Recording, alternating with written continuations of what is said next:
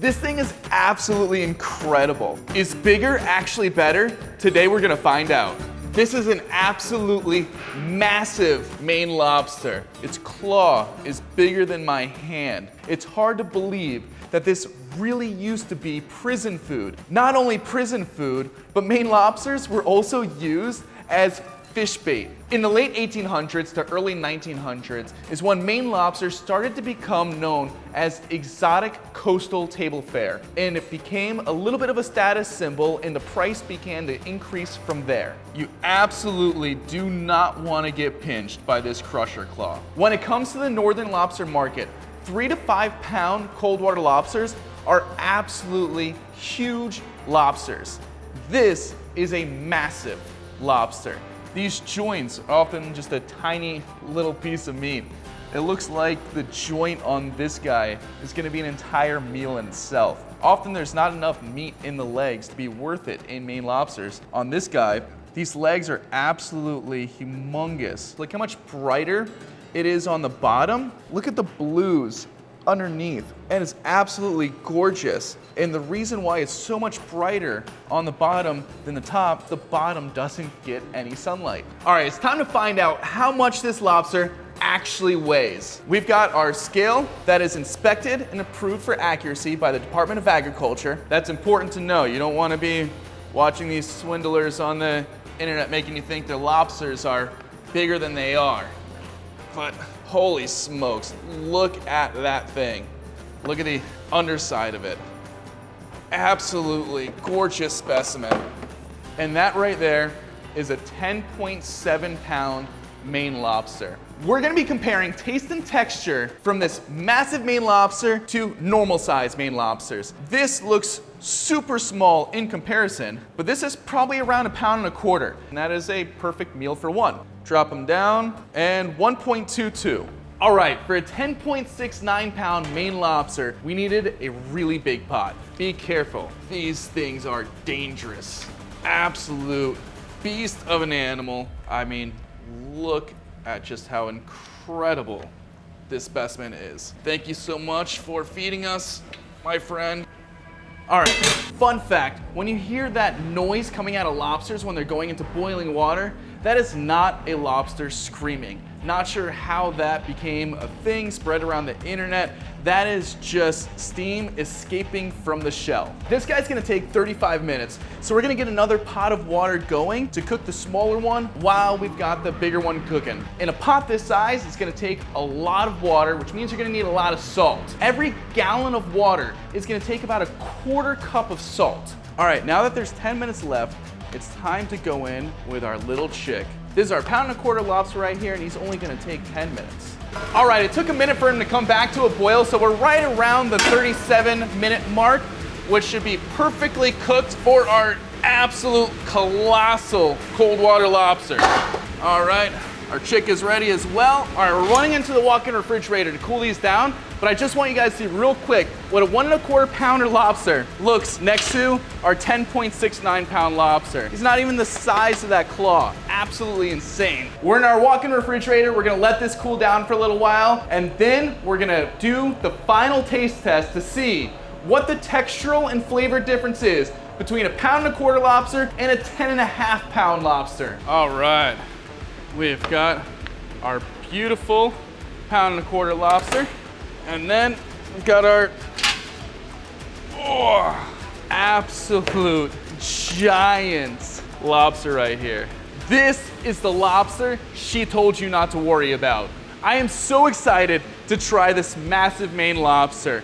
I've never had a cold water lobster this big. First thing we're gonna do is we're gonna try our control group. A perfectly cooked 1.25 pound lobster. We're gonna rip the tail off, rip the claws off, and we save these heads. You can use them for soups, stocks, broths, bisques, all kinds of different things. Try your best when you're eating lobster to use every drop, every part of the animal. Dip the tip of your knife at the base of the tail, then use your palm, push forward, and we got an absolutely perfectly cooked lobster right there. It looks beautiful. All that delicious cold water fat there. That green stuff, you can peel it off if you want, but it's not gonna hurt you. If they still serve this in prison, I might go on purpose. Can you believe they used to use this as bait in fish traps? They would take whole live lobsters, kill them, and put them in fish traps just to attract cod. Now, the market value of this is way more than cod. And I can see why. Now, we're gonna go for the tail of our enormous lobster. Look at that. Crunch down. Let's see what we got here. You see a side-by-side comparison from our chick. Looks like we got a perfect cook on it. I'm super curious to see the textural difference of a lobster this big. Look at all those beautiful fats in there. We're just gonna go straight for it. Whoa. I honestly was not expecting that at all. We don't know about the claws yet, but the tail meat is definitely chewier, but it is way more flavorful. And I actually really like the flavor of this giant lobster. Look, no ifs, ands, or buts about it. This is definitely chewier than the small lobster. If you asked me if I wanted to eat 3 of these or 1 of these, texturally, I would take this all day, every day. But flavor-wise, I actually really enjoy the flavor of this massive lobster. Does me enjoying the flavor more outweigh the benefit of the textural difference? At least for the tail. We haven't tried the claws yet. I'm really excited to find out about that. But so far, for the tails, I would say that the full-bodied flavor of this massive Maine lobster is not worth the trade-off for the textural difference from this to the small one. But with all of that being said, if you take the chewier, larger, more flavorful giant tail and you chop it up and make a salad or a different dish with it, it's gonna really help with the texture, and you're probably not going to notice how chewy it is because it's broken up. We're gonna go for our 1.25 pound pincher claw control. Pincher claw from our small lobster. Oh my God, so moist, so tender, so sweet. It is hard just to break the knuckles off this massive thing. Look at that, jeez. We're back at the seafood market to make lobster salad for the crew. This thing is tough. Look at all of that cold water lobster fat. I'm sure there's something you can do with that to not waste it. I'm not sure what. You can let me know in the comments what you do with lobster fat, because there's plenty of it to go around. Look at that. I wish I didn't already eat the smaller one. That way I can show them to you side by side, because the smaller one would have been like this in comparison. But let's give it a go. Okay.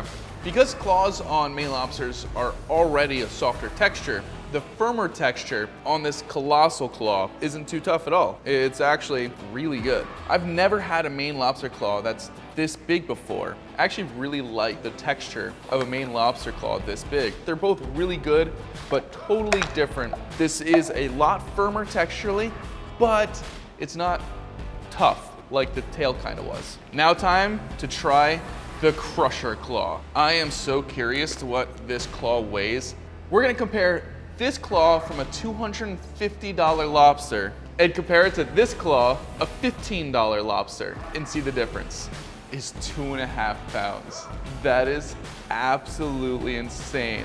All right, I wanna know what the claw without the joints is. With the knuckles, it was 2.5 pounds. That one single lobster claw is almost 2 pounds. For comparison, we got 0.16 pounds. Just the claw itself, 0.12. There's our beautiful claw meat from our 1.25 pound lobster. It really is hard to beat the texture of these smaller lobsters. All right, that was delicious. We knew it was going to be. I'm actually really curious how much of that 1.93 pounds was shell versus meat. 0.9, under a 50% yield on meat to shell ratio, which is what I would expect. I'm trying this meat out. Initial experience popping in my mouth, moist, flavorful, then I just kept chewing and chewing and chewing. Unfortunately, the crusher claw meat on a $250 lobster is chewier than I would like. Let's try the legs. We're gonna break the bottom joint off. Might be the most tender part of the whole lobster. That was actually delicious. I'm sure you guys are wondering, a lobster this big has to have meat loaded in the head. I'm super curious myself. Let's find out. All right, we're gonna pull this out. The base of those legs right here, there's definitely meat, but it's, not much. Peel it off the shell. Got the lobster lungs right here, the gills. Pretty gnarly how massive these gills are. Look, found a little chunk of meat in the head there. There's a lot of tiny little bits of meat in the base of these legs and inside of these legs, and this is going to make a great stock. All right, let's get the meat out of these knuckles. Oh yeah, look at that. Nice solid chunk right there. Knuckle meat on smaller lobsters is really soft.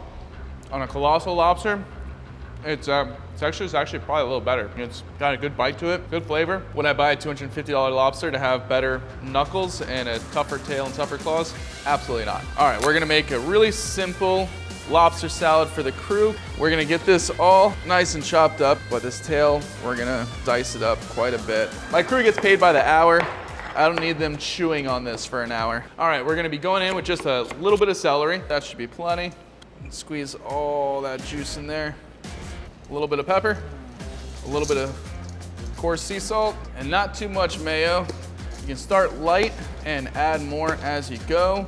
You can always add more mayo, but you can't take mayo out once it's in there. And it looks like that 1 spoonful is absolutely perfect.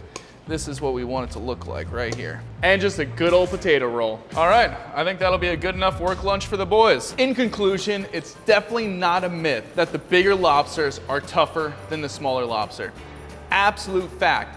But I will say, it's kind of an obvious fact. If you have a tail this big and you're boiling it, obviously the outside's gonna be cooked way before the inside is. So the smaller the tail, the more evenly it's gonna be cooked when it's boiled. I think if you butterfly the lobster and cook the tail in 2 halves, it cooked evenly, and potentially it might not be nearly as tough if you do that. But when it comes to apples, boiled Maine lobster, I'm gonna take the small one any day of the week. Guys, don't worry. Bigger is not always better. Have a killer day.